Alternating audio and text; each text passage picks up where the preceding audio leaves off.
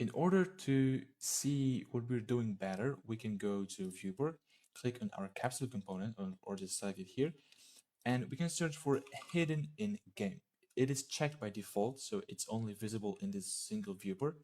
But if we uncheck this and if we play, we can see our capsule component.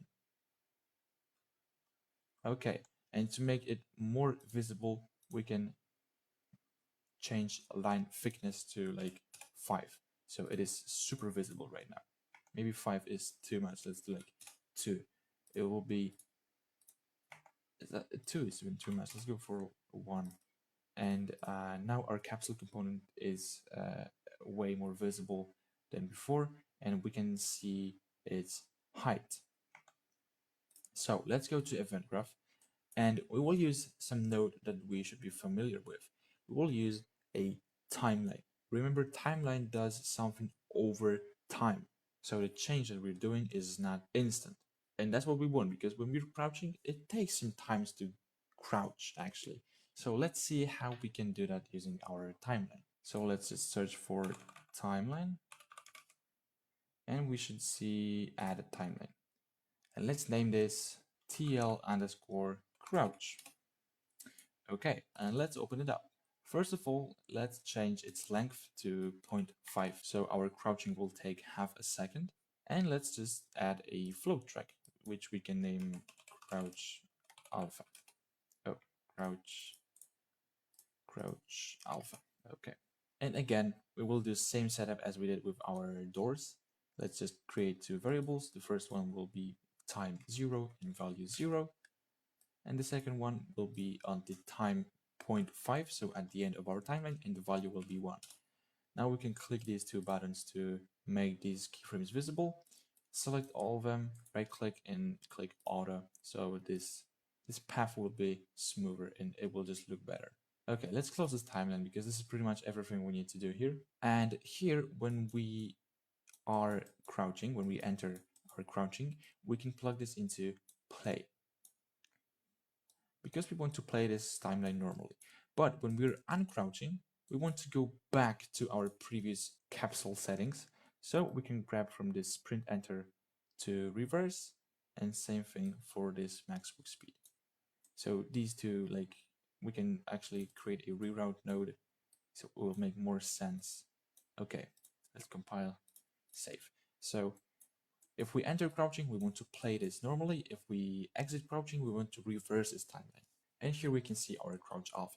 But there's also one interesting output, direction. If you grab from this direction and you'll type switch on a timeline direction, you can see that now we have 2 different outputs when we're playing this animation forward and when we're playing this timeline backward. Let's just plug this into update.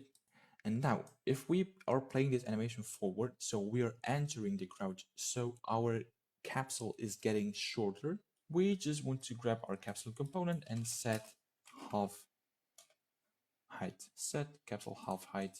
When we're moving forward, plug this in, move it here. And when we're going backwards, we want to create a branch. And now we want to make sure if we can uncrouch. And if we can uncrouch, while trying to uncrouch, we can just go here and set capsule half height. But if we can't uncrouch, we can just try again. So let's just grab this false and move it all the way here. And now let's add some reroute nodes.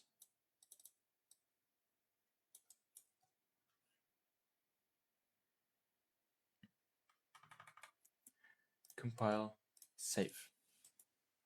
Okay, so if we are trying to uncrouch and we can uncrouch, we are uncrouching, but if we can't, we are checking again. So we're doing this code over and over. But we are setting this capsule half height to a value of 0. We don't want that. So let's just grab this and search for lerp. And now let's plug alpha to alpha.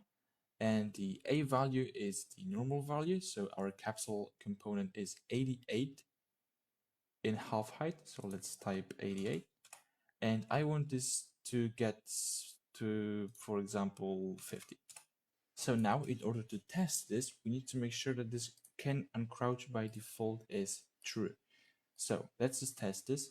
Now when I press Control, you can see that my character went down a little bit and our capsule is way smaller. And when I release the Control button, it's going back to the place where it was before. As you can see, we are crouching and uncrouching. But now let's take a look at this scenario. Let's just grab a roof and move it here. When I crouch, I can actually go under this roof. But now when I uncrouch, I'm stuck in the roof. I cannot move. So we need to prevent this. We need to do some sort of checking before uncrouching. And that's why this variable can uncrouch exists. It should not be set to true by default. We will create some functions to set the can uncrouch variable. Before doing that, we can also comment these nodes so we're not getting confused. This one, let's comment this check if player is starting to crouch or exiting crouch. If he is exiting and he can't uncrouch, check again. We can also comment this setting speed. If sprint input is pressed while exiting crouch state, go to sprint state. If not, go to walk. And here, check if the player is ready to uncrouch. Compile and save everything.